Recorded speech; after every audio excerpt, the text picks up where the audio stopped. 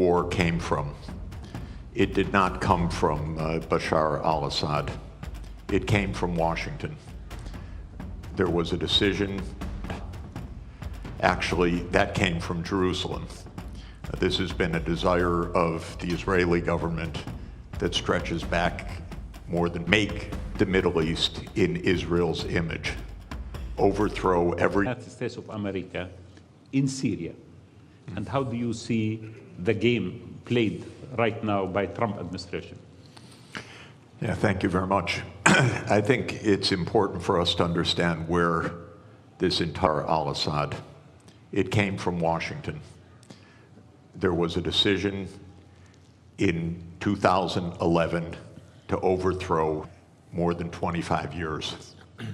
Netanyahu's idea is make the Middle East in Israel's image, overthrow every government that opposes Israel.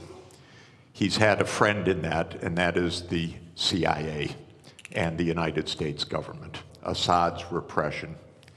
It did not come from Assad's dictatorship. This war came from a presidential order by Timber Sycamore. The United States, together with other countries in this region, trained fighters overthrow the regime. This created chaos on for 14 years. The outcome of this war is what the diplomacy that is based on real diplomacy, not on CIA operations. And we will not have peace until Israel stops its militarization of the entire Middle East.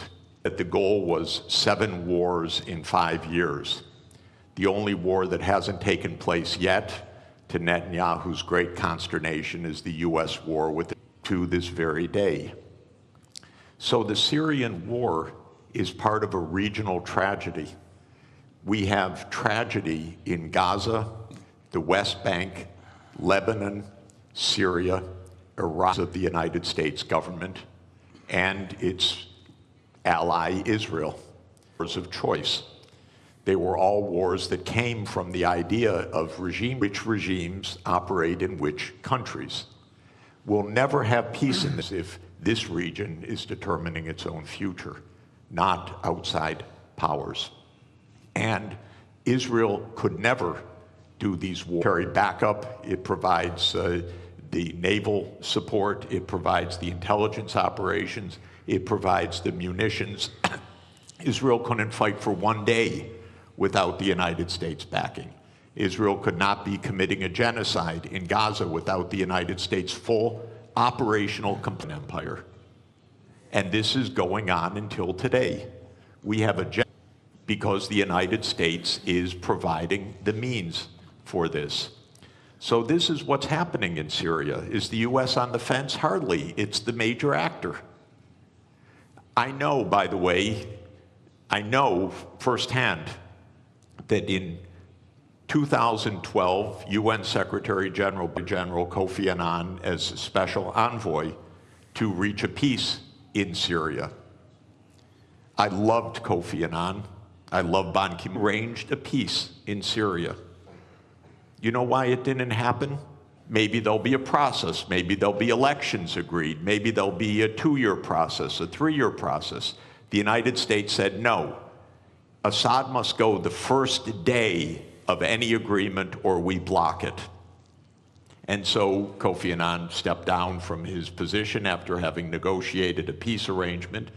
And we have had 500,000 people dead since then. Criminality to be normal. This region has been, I would say, for at least 57 years since the 6-Day War, because there has been no honest diplomacy. It's been military immediately in this region.